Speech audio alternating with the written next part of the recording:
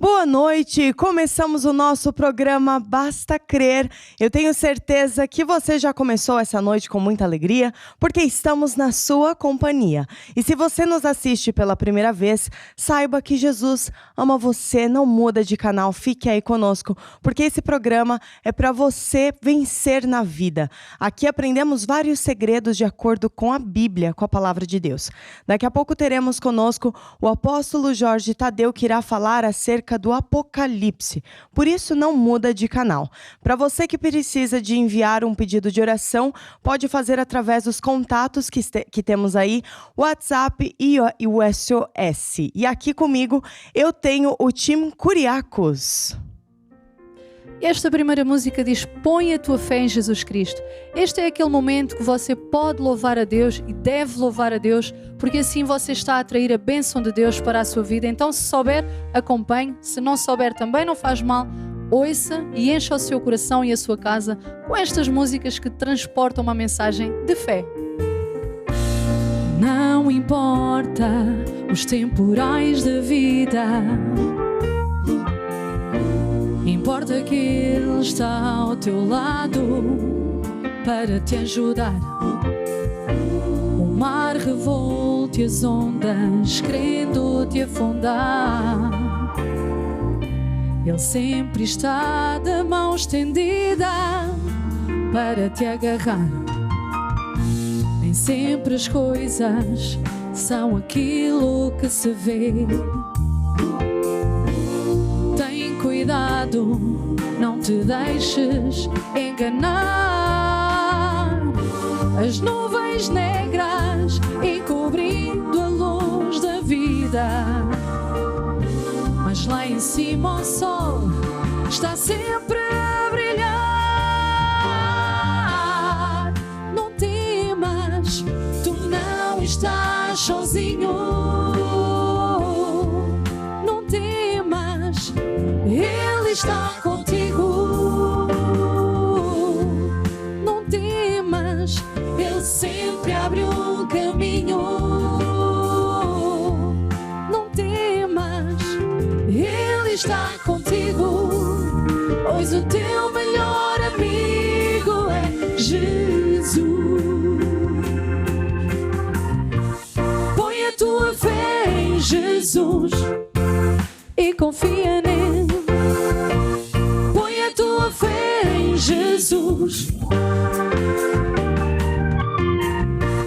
Põe a tua fé em Jesus e confia nele.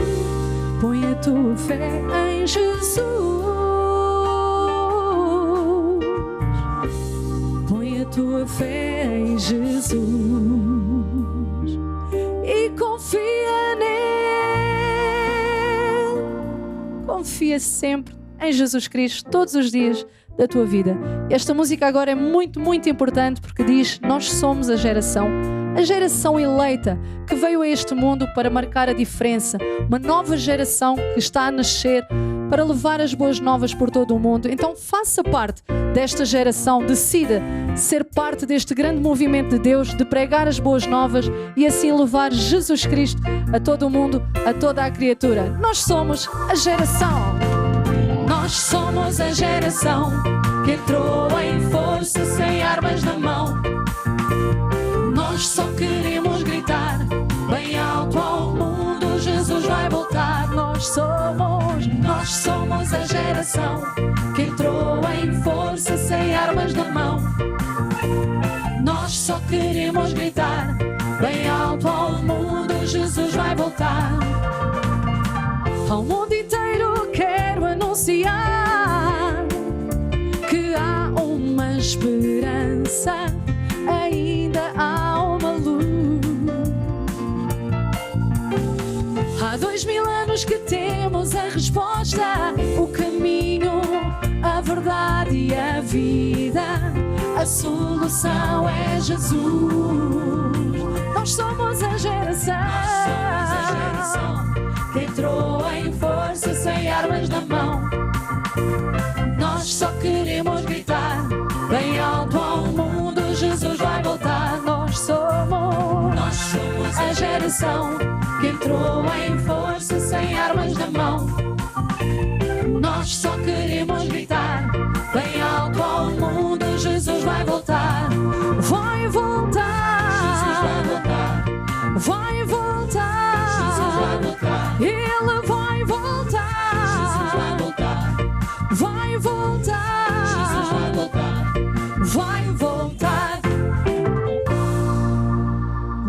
Deus, Jesus vai voltar e nós temos vindo a falar acerca do Apocalipse para avisar, dar os avisos de Deus. A próxima música que vamos cantar é Morreu na Cruz para nos salvar. Jesus veio a este mundo com um propósito de dar a vida por nós e no futuro levar-nos para o céu para que tenhamos a vida eterna. Você que nos assiste, entregue a sua vida a Jesus. Faça de Jesus o seu Senhor e o seu Salvador. Morreu na cruz.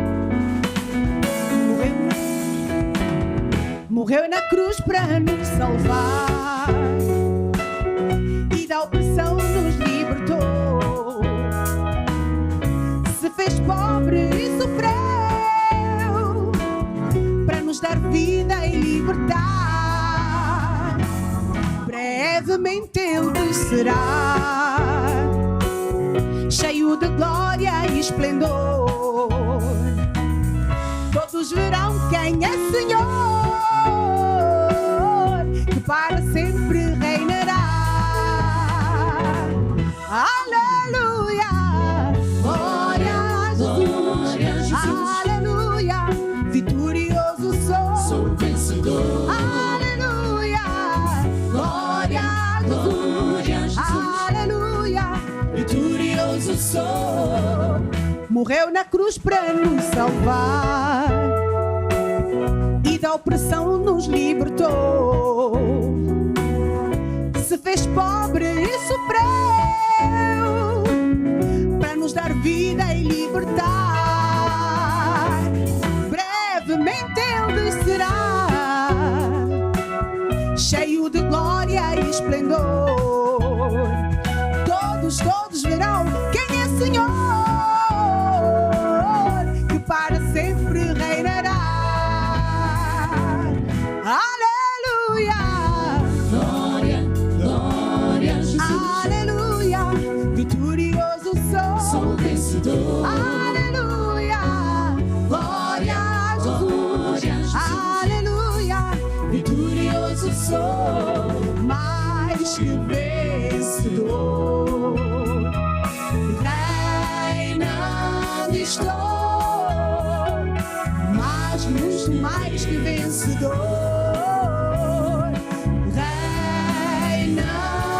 Reinando estou. Glória a Deus. Como temos vindo a aprender, Jesus virá buscar uma igreja vitoriosa e para reinar. A próxima música que vamos cantar é Quão Grande És Tu. Senhor meu Deus, quando eu maravilhado fico a pensar nas obras das Tuas mãos. Quando enfim Jesus vier em glória ao lar celeste, Ele vai nos transportar. Há uma esperança para si. Você que nos assiste nesta noite, há um caminho. Jesus é o caminho. Jesus é a verdade. Entrega a sua vida a Jesus e Ele abrirá um caminho para a sua vida. Quão grande és Tu? Senhor meu Deus, quando eu maravilhado fico a pensar nas obras das Tuas mãos, no céu azul de estrelas pontilhado, eu Teu poder mostrado à criação. Então minha alma canta a Ti, Senhor. Quão grande és Tu, quão grande és Tu, quão grande és Tu. Então minha alma canta a Ti, Senhor. Quão grande és Tu, quão grande és Tu.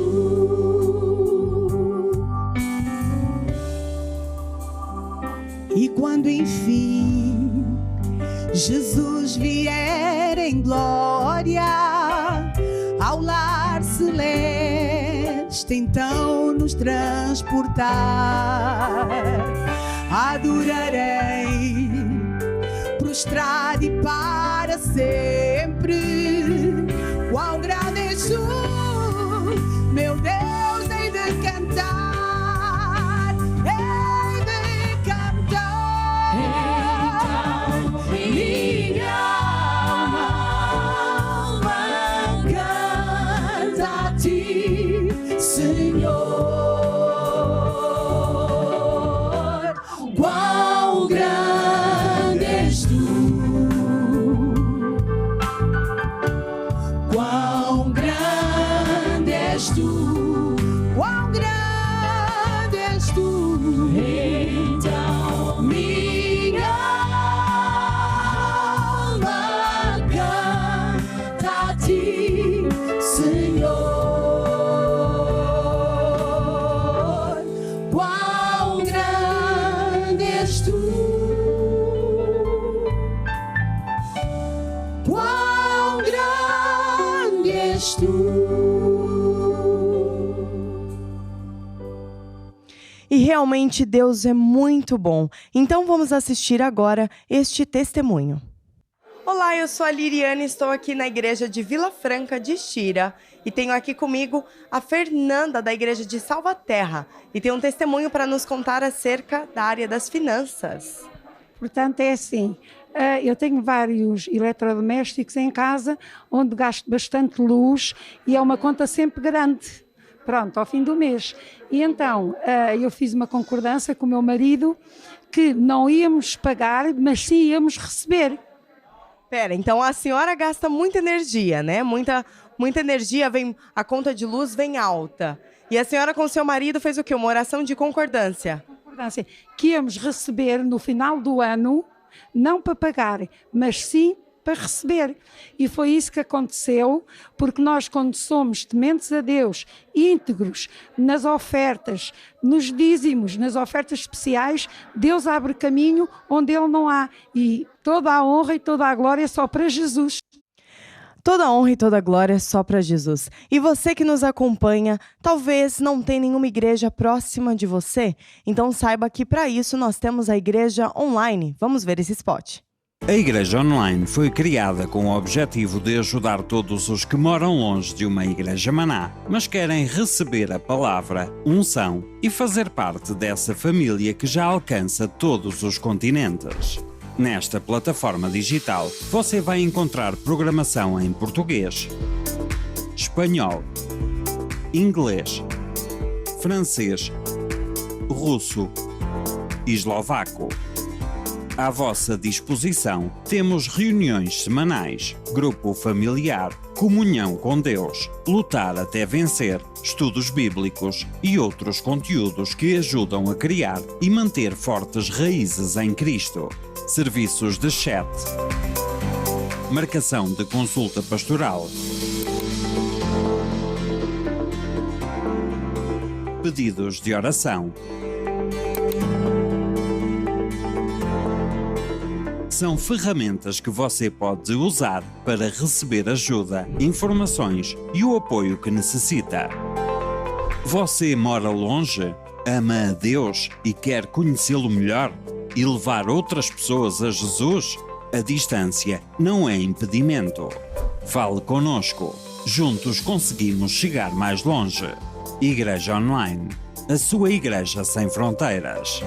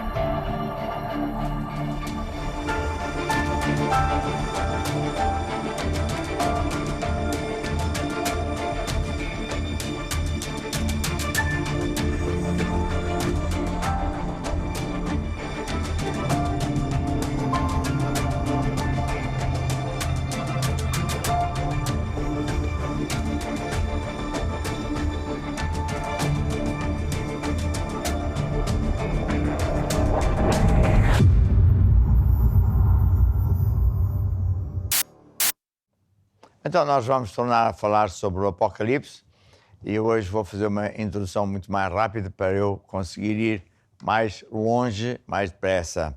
Ora bem, o livro do Apocalipse, Apocalipsis, em grego, significa o livro de Revelações, e não é um livro que diga que vai começar o Apocalipse no dia tanto, às tantas horas, mas é antes um conjunto de segredos que Deus nos dá, Jesus nos dá, para que nós possamos estar preparados para a vinda de Jesus e estarmos atentos aos sinais que vão acontecendo, sinais esses que são indícios fortes de que estamos perto do fim do mundo, etc.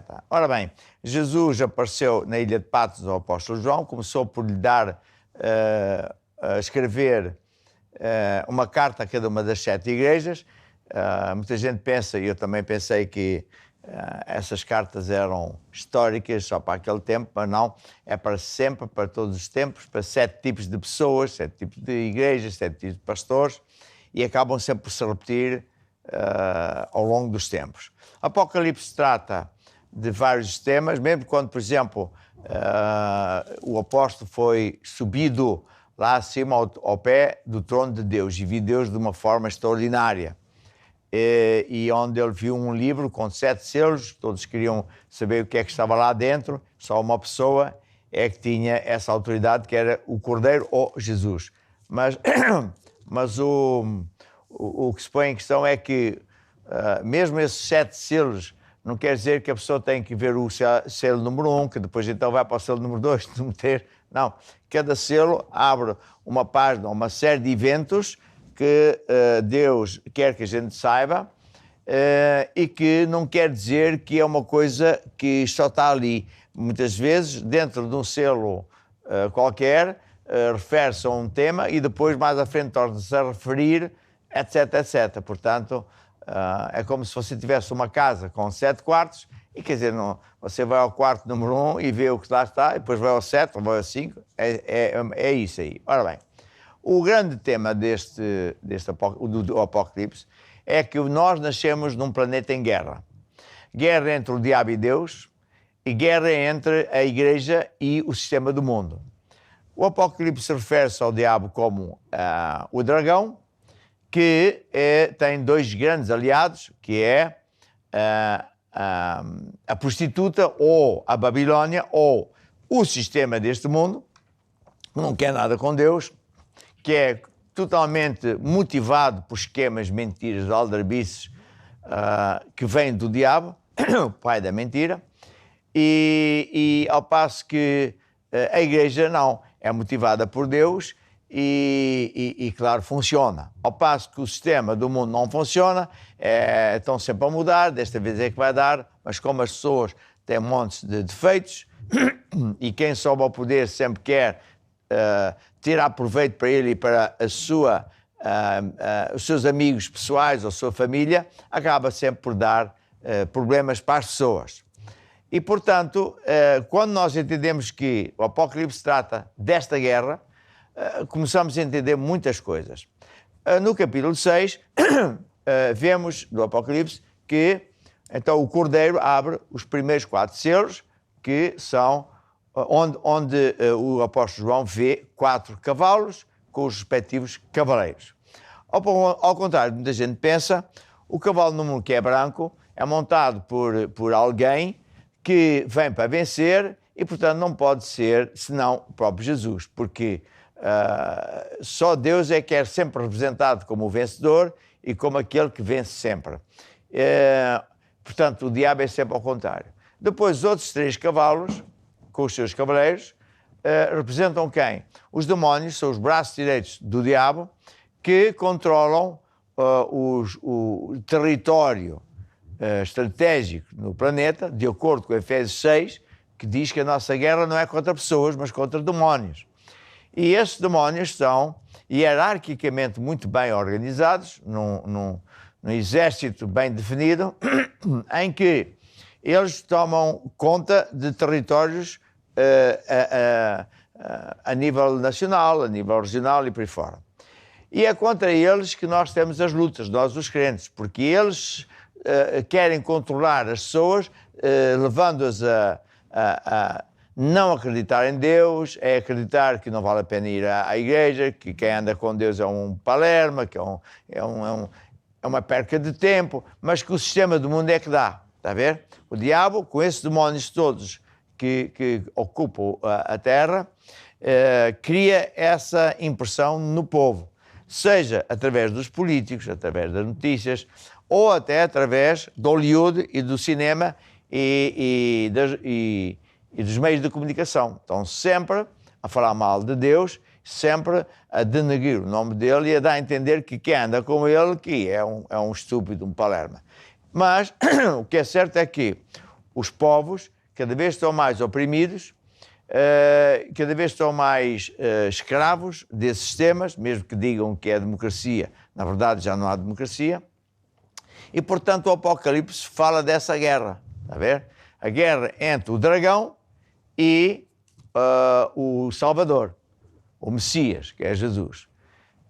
Jesus tem os seus soldados, somos nós, os crentes, que somos chamados para ajudar Deus nesta batalha contra os demónios, daí que a igreja faz guerra espiritual, na verdade, contra esses demónios, ao passo que os demónios usam o sistema do mundo, as pessoas, e usam todas as coisas típicas do diabo, mentira, maldade, inveja, subornos e por aí fora. Portanto, esse é o clima onde nós nascemos assim.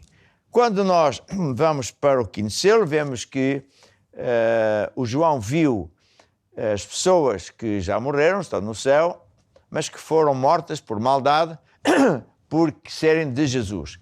Também mais a seguir, capítulo 7, versículo 9, o João também viu uma multidão que não tem como contar, de todas as línguas, povos, tribos, nações, que estavam vestidas de branco, portanto lavadas dos seus pecados, e que tinham saído de uma grande tribulação. A tribulação de que a Bíblia fala em várias partes do Apocalipse, bem como, por exemplo, nos dias de Jesus. Jesus fala em Mateus 24 de uma grande tribulação. Essa tribulação é uma coisa que foi gradualmente crescendo em poder, em intensidade, e que consiste em perseguições que o diabo faz à igreja, em tribulações que os crentes têm por serem de Jesus, ataques de demónios, ou também como consequência de as pragas do Egito, dos dias 2, que se chamam as taças da ira de Deus. Quando lhe chega a mostrar ao nariz, ele diz: chega. É o caso que acontece ao longo dos tempos, desde o Velho Testamento ao Novo Testamento, quando, por exemplo, Deus fez avisos ao povo no tempo de Noé e eles não queriam saber de Deus para nada, riam-se, ridicularizavam quem acreditasse, mas o que é certo é que aconteceu o que Deus disse. Portanto, as tribulações é um conjunto dessas coisas todas, bem como a terra está a gemer. Cada vez há mais problemas típicos da terra que não aconteciam antes, cada vez é pior. Tufões, tsunamis, terremotos, vulcões, tempestades, e etc, etc, etc. Portanto, tudo isso faz com que, mais ainda, as tribulações advêm também de que, enquanto que até uns tantos anos atrás os governantes eram pessoas minimamente decentes, minimamente honestas, a maioria deles. Havia, uns tantos ditadores que eram mesmo maus. Hoje, a fronteira entre os ditadores e o resto das pessoas, como nós aqui falamos do Ocidente, da democracia, a fronteira está quase nula, porque fala-se de democracia, mas não há democracia. Está a direito, mas não, porque essas pessoas não obedecem às leis, os juízes são comprados por eles, e há uma maldade terrível. E essas pessoas cada vez se comportam mais como tiranos, como donos de tudo e das pessoas, e escravizam as pessoas através de impostos, através disto, aquilo, daquilo outro. E entre eles nunca há julgamentos e são apanhados em flagrante, nunca nada acontece e se algum é apanhado e coitado, coisa e tal, foge e também anda para aí fugido. Enfim, uma pouca vergonha desgraçada. Isso é que é tudo somado, é que é a tribulação. E conforme o próprio Jesus disse, o mundo não vai ficar melhor, vai ficar de pior para pior, porque à semelhança de uma mulher grávida, começa a ter dores de parto, sei lá, eu não sou mulher, sei lá, de tantas em tantas horas, tem um intervalo entre uma dor de parto e a outra, e depois o intervalo encurta, até que o bebê nasce. Assim, nós podemos compreender os tempos, porque ao ver que a Terra cada vez tem mais tribulações no mesmo período de tempo, antigamente seria uma coisa terrível de ano a ano, agora não, parece que é todos os dias. Ou seja, as dores de parto estão muito próximas umas das outras, significa que o final dos tempos, como a Bíblia diz, vão acontecer em breve. A Bíblia também fala que nos dias da tribulação, Deus, para poupar os crentes que amam a Ele, vai trazer Jesus à terra, que dá ordens a 4 anjos nos 4 cantos do mundo, que leva o povo vivo, povo de Deus, que estivera bem com Deus na altura, vivo, direto para o céu com Deus, e portanto há aquilo que se chama o arrebatamento. Depois vem o resto das consequências por aí abaixo. Hoje eu quero falar ainda mais sobre a guerra aberta entre Deus e o diabo. O diabo quer a todo o tempo que as pessoas não acreditem na igreja e, portanto, não acreditem em Deus e, portanto, faz tudo por tudo para esconder a verdade às pessoas e tentar calar a boca aos crentes verdadeiros e calar a boca à igreja verdadeira. O diabo usa-se de um dos seus aliados, que a Bíblia fala no Apocalipse. São os dois aliados do diabo, são a prostituta ou como é que se diz? O sistema do mundo, ou a Babilónia, é tudo a mesma coisa, são diversos nomes que Deus dá a isto que se passa na governância deste mundo, porque cada nome significa isso mesmo que você está a entender. E o outro aliado do dragão é a igreja prostituta ou a igreja falsa. É uma igreja que se enfarpa toda, veste com vestimentas muito típicas, por falta de unção de Deus, de milagres. Então tem que se vestir para mostrar ou para orientar alguma coisa. E como o povo normalmente é religioso e idólatra, eles levam sempre o povo a idolatrar alguma coisa. E há vários, conforme nas 7 cartas que Jesus mandou escrever àquelas 7 igrejas, há todo tipo de governância. Há os nicolaítas, que são pessoas que controlam o povo e usam da religião para dizer que fazem parte, que está tudo bem e que, portanto, está muito bem. E depois há aqueles que fabricam a sua própria religião para o seu país, para controlar as pessoas. E, portanto, é uma guerra, porque quando Jesus aparece, sendo que ele é o verdadeiro, não é a religião, a verdadeira verdade, o diabo faz tudo por tudo para que essas verdades não se conheçam. Na última lição, eu falei sobre Saulo, e Saulo foi um homem muito proeminente na altura, um homem muito educado, de famílias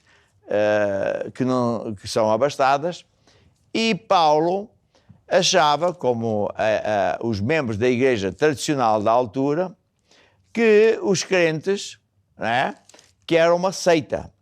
Então ele perseguia a igreja, chamando-lhes de seita, e como ele tinha acesso aos magistrados e ao poder político, está a ver, ao poder instituído, ele arranjava cartas oficiais em que ele legalmente podia fazer toda a sorte de maldade aos crentes verdadeiros. Estou aqui à procura, só estava aqui distraído, com Atos 8. Em Atos, nós vemos a história de como Estevão foi morto por maldade, por ser crente, e Saulo era então uma das pessoas que perseguia os crentes.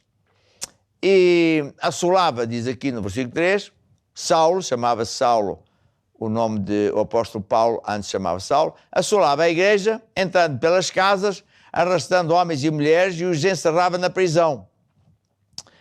E portanto, era uma perseguição terrível. E assistia à morte de muita gente. Entretanto, no capítulo 9 de Atos, diz que Saulo, respirando ainda ameaças e mortes contra os discípulos do Senhor, dirigiu-se ao sumo sacerdote e pediu-lhe cartas para Damasco, para as sinagogas e igrejas, a fim de que se encontrasse algumas pessoas daquela seita, quer homens ou mulheres, os prendesse e levasse para Jerusalém.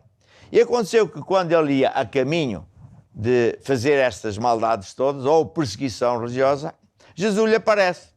E ele ouve uma voz, que mais ninguém ouviu, ele ouviu lá dentro dele mesmo, que dizia: porquê é que me persegues? E ele deve ter dito assim: eu persigo aquela seita. E Jesus disse: não, aquilo não é a minha seita, não é seita. Ele é os meus verdadeiros crentes. E aqui começa então a entender-se a guerra aberta entre o diabo e Deus. Entre a igreja verdadeira, aquela que segue Jesus, e a religião tradicional, inventada por homens ou aliados do poder político. Porquê? Porquê que isto é importante de entender? Porque vai ser sempre assim. Mesmo nos ditos países onde há, dizem eles, liberdade religiosa, escrita na lei maior de todas, que é a Constituição, não quer dizer que isso acontece, que é o caso de Portugal. É que absolutamente não acontece nada disto. Está a ver? Eles não obedecem a nada disto. Eles fazem o oposto. E, portanto, quando essas pessoas, nos dias de hoje, que estão em controle, estão no poder instituído, veem que uma igreja verdadeira começa a crescer, começa a ter membros, começa a ter pessoas que acreditam em Deus, eles sentem-se a fraquejar, porque as pessoas que estão no poder instituído querem controlar tudo da vida das pessoas, absolutamente tudo, porque senão foge-lhes o poder. E, portanto, eles querem controlar a religião. E, mais uma vez eu digo, ou nesse país a religião é sócia, parceira da política, ou então eles inventam a sua própria religião. É o caso de muitos outros países onde eles têm os seus deuses. No caso de Portugal está casado, a governança está casada com a Igreja Católica, o que é crime constitucional. Mas é exatamente aí que eu quero chegar. A guerra entre Deus e o diabo.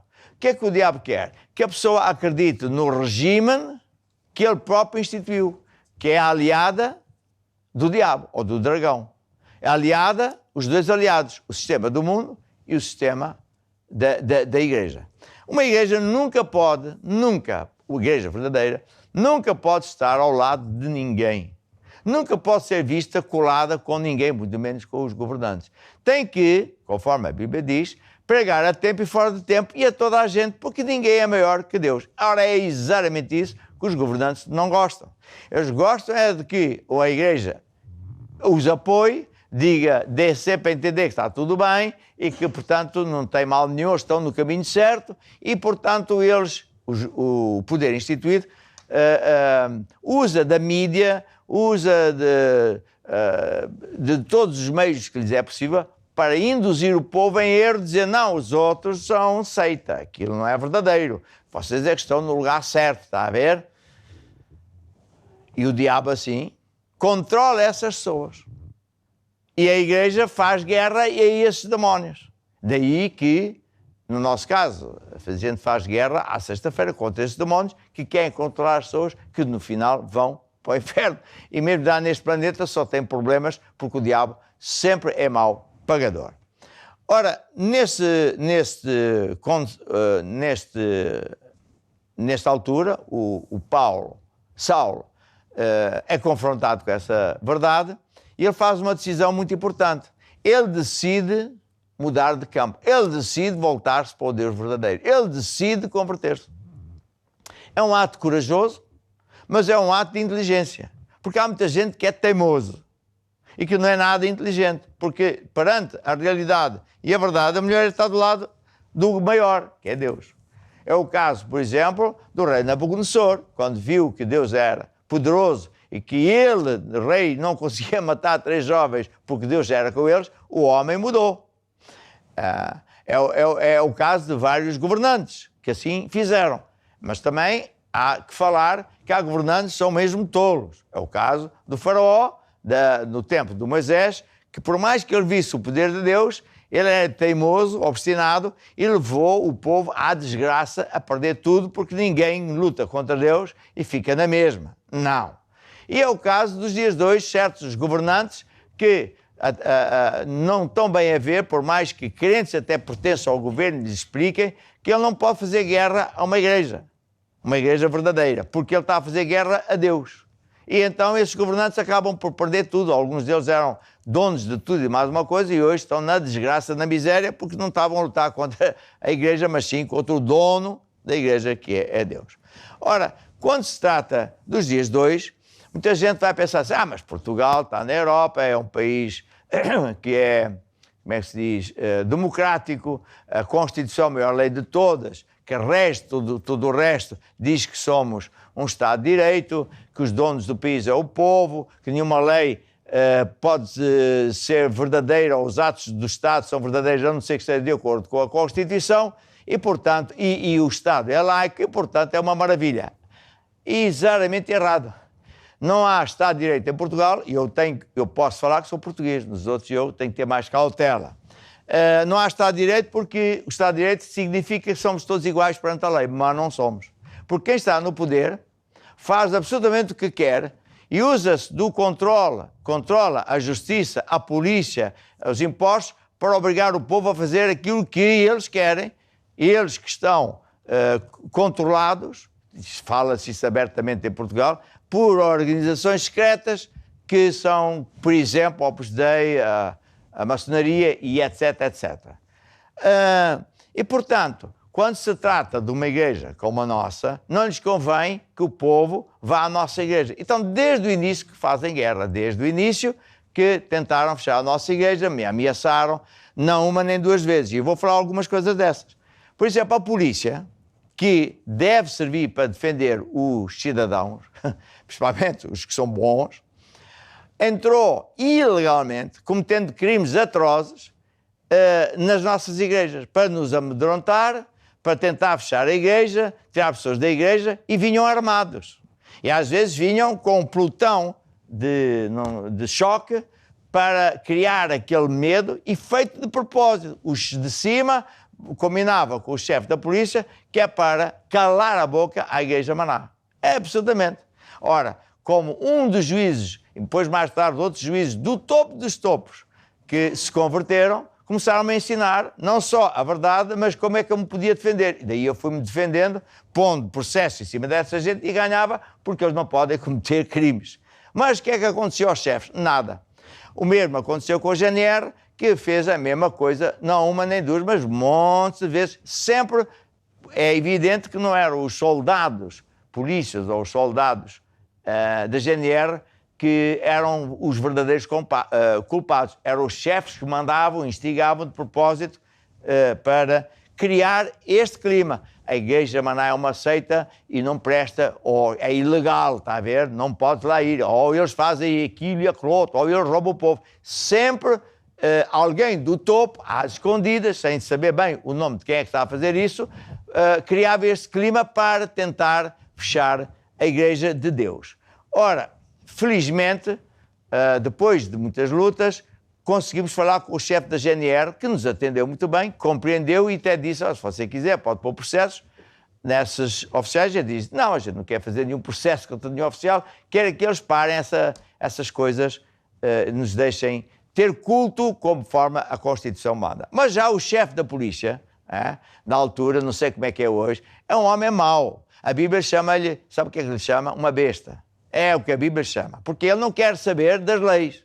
Ele é obrigado a me responder, mas não responde. Ele comete crimes constitucionais e está-se nas tintas, porque ele não obedece à lei, está a ver? Não só não respondeu, não respondeu por escrito às nossas cartas, coisa que é ilegal, como também não nos recebeu, e ele é obrigado a receber. Qualquer entidade pública é obrigada a receber uma instituição como a nossa. Está lá na lei, mas é o que eu digo, que eles não querem saber disso para nada.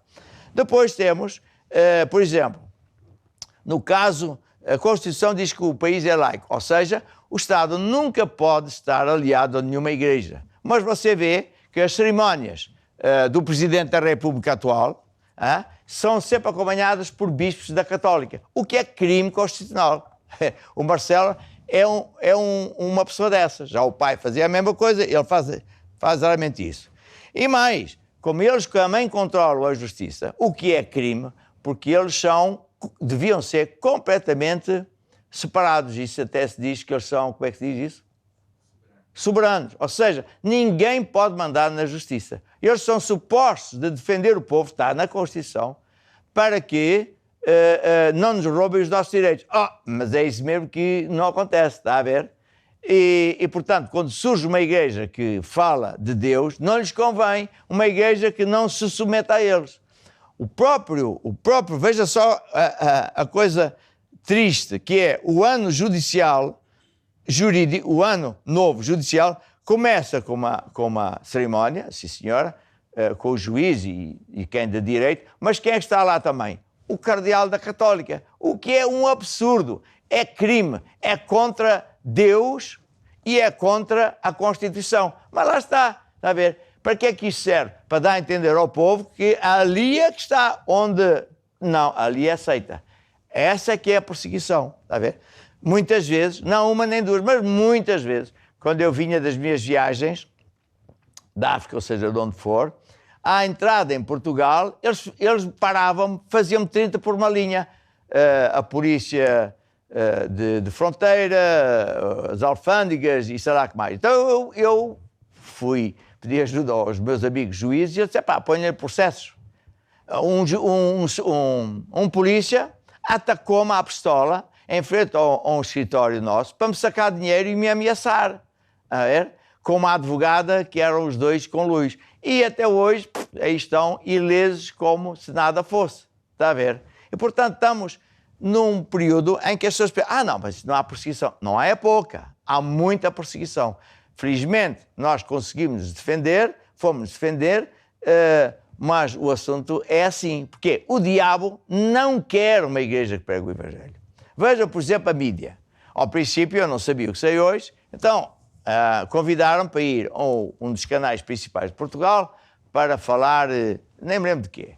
E qual era o truque? É um truque que hoje eu conheço de cor e salteado. O entrevistador tem um patrão que encomendou um trabalho e ele é pago para fazer o trabalho do patrão e o trabalho era denegrir o nome da igreja, porque se não vai a mal, vai a bem. Está a ver? Não vai com a polícia, não vai com a GNR, tem que ir assim, logo, em público, para a televisão. Fazer perguntas insinuosas, dá a entender que nós somos isto, aquilo, aquilo outro, que é tudo maldades. E quando eu ia responder, ele não me deixava responder. Já me fazia a segunda pergunta. Ou seja, ao fim de meia hora, ele disse tudo o que ele quis dizer de mal, de mentiras contra mim, e eu não conseguia abrir a boca. Ora, nunca mais eu dou entrevistas a essas pessoas, porque eu já sei o que é que eles querem. Eles querem denegrir o nome de Jesus e o nome da igreja. Está a ver?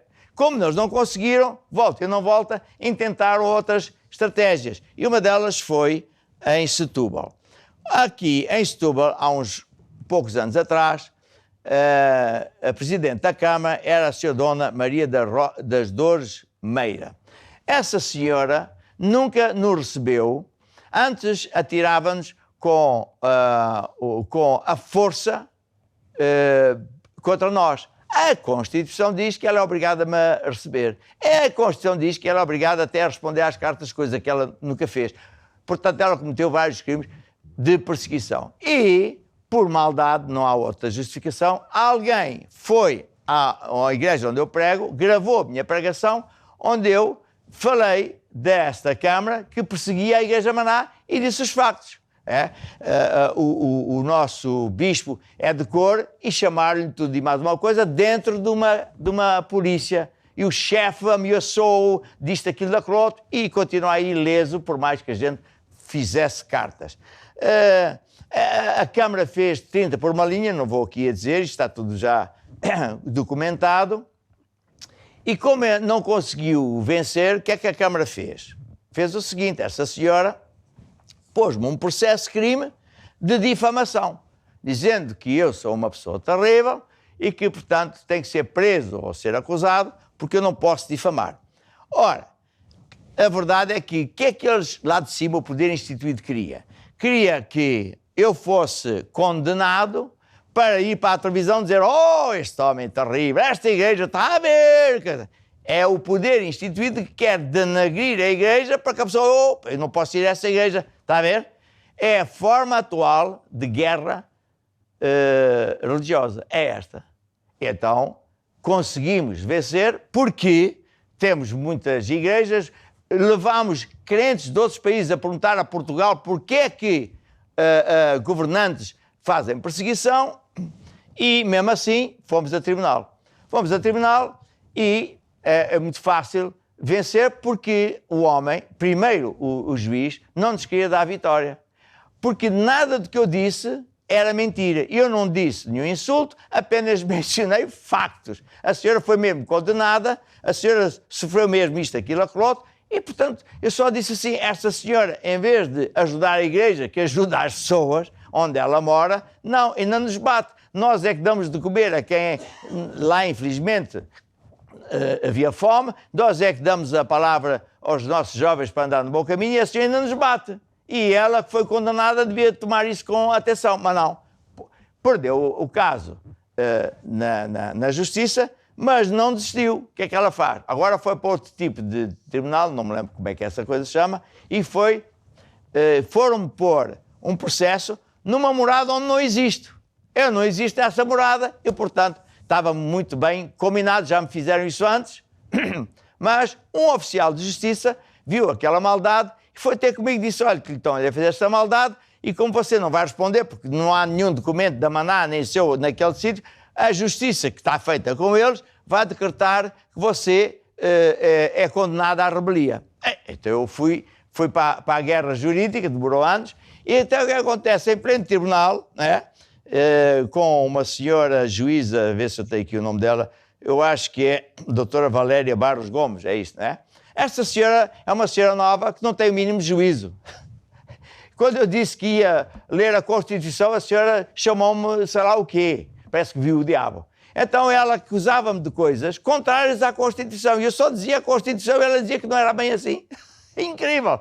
E cometeu uma data de coisas, depois claro, os nossos advogados fizeram queixa, mas arquivavam.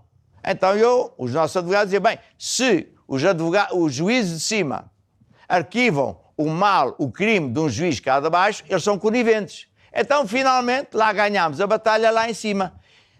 Porque a senhora lá sofreu lá o que tinha que sofrer, mas quando nós dissemos aos juízes, olha, vocês devem pôr juízo nos vossos juízes. Você tem que condenar quem falta, não é só você pisar o cidadão porque tem uma multa, porque não pagou o imposto, e entre vocês é tu cá, tu lá, quer lá saber, faz o que querem. Vocês estão muito mal. E chamei-lhes corruptos e até lhes chamei de criminosos. Eles não podem cometer crimes, mas eles não ligam nenhuma, está a ver? Estão feitos com o governo está feito com eles, e eu sei isso porque conheço alguns juízes e que me ensinam. Portanto, para dizer o quê? Portugal não é muito diferente dos outros países.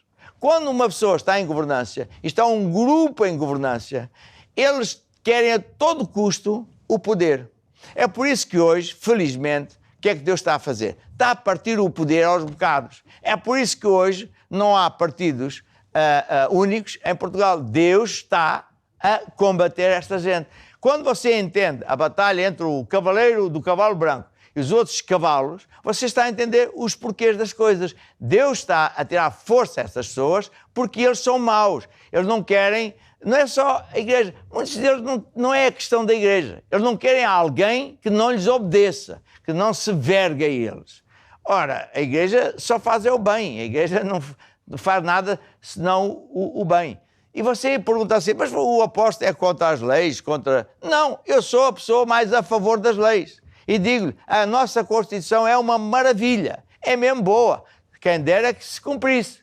O problema é esse. Agora, se não cumprem, no mínimo deixa a igreja pregar o Evangelho e as pessoas que se convertam. É isso que eu quero dizer. Bem, e agora, meus amigos, hoje falei sobre a perseguição do poder político, do tempo do Saulo, que depois se converteu, e aqui em Portugal.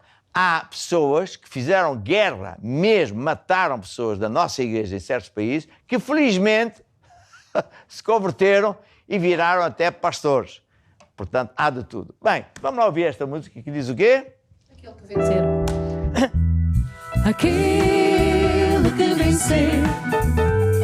Aquele que vencer. Farei dele uma coluna no templo do meu Deus, de onde jamais sairá. Aquele que vencer. Farei dele uma coluna no templo do meu Deus, de onde jamais sairá. Aquele que vencer. Aquele que vencer. E agora só com Jesus e na força do seu poder. Só com Jesus, meu irmão, nós vamos vencer. Agora só com Jesus.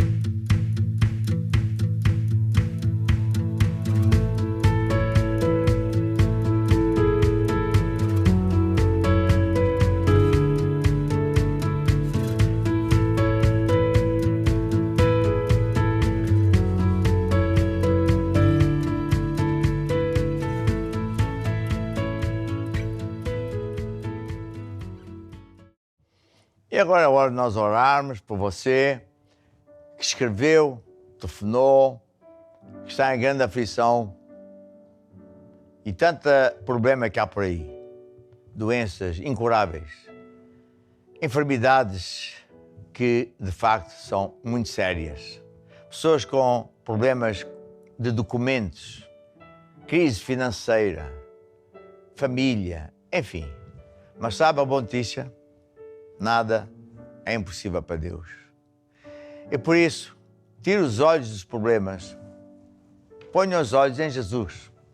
Jesus veio à Terra não só para nos dar vida eterna, mas para nos curar toda a enfermidade, para abrir um caminho onde não há caminho, para nos ajudar e a resolver os nossos problemas. E por isso, volte para Deus. E agora, você que escreveu, telefonou, ou até aquele que eu também preciso de oração. Estenda a sua mão sobre mim e faça esta oração da fé comigo. E diga assim, ó Deus, eu acredito que Jesus morreu não só para me salvar, mas para me libertar, para me curar. Senhor Jesus, eu faço a oração da fé e acredito que recebo agora a minha cura. Eu recebo agora a minha libertação. Eu recebo agora o meu milagre. A resposta à minha oração. Amém e amém. Sabe, não é quanto nós oramos, mas como oramos. E nós oramos segundo o princípio de Deus. Porque bendito Deus, Pai nosso Senhor Jesus Cristo, o qual já comprou tudo que é preciso para a sua vida. Hoje é só tomar posse, receber. Foi essa oração que você fez. Mas também, como tudo é a semelhança do agricultor, o que Deus fez foi colocou uma semente de saúde, de libertação, etc., na sua vida. E a resposta não quer dizer que tenha que ser instantâneo. É progressivo. É assim que a Bíblia fala, o próprio Jesus nem sempre teve milagres instantâneos. Então, o que é que se faz durante o tempo em que a gente não vê o resultado? Louva a Deus e acredita que já está curado. Há um livro que até diz o que fazer depois de orar. E é isso que você vai fazer. Entretanto, ouça com atenção, se você ainda não vai à igreja, decida andar com Deus. Dê a mão a Deus, segura na mão de Deus e anda. vai à igreja, ponha Ele em primeiro lugar. Vai ver como tudo vai mudar. Ouça lá um bocadinho desta música que é muito bonita. Segura na mão de Deus, segura na mão de Deus, pois ela te sustentará. Não temas, segue adiante e não olhes para trás. Segura na mão de Deus e vai. Se você quiser, e é importante, você pode telefonar para o nosso SOS ou WhatsApp e pode também vir à igreja, uma das nossas igrejas, e pedir aconselhamento pastoral, porque vai ser acompanhado todos os dias, todas as semanas, até você vencer.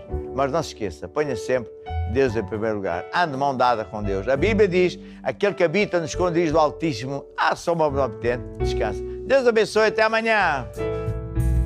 Segura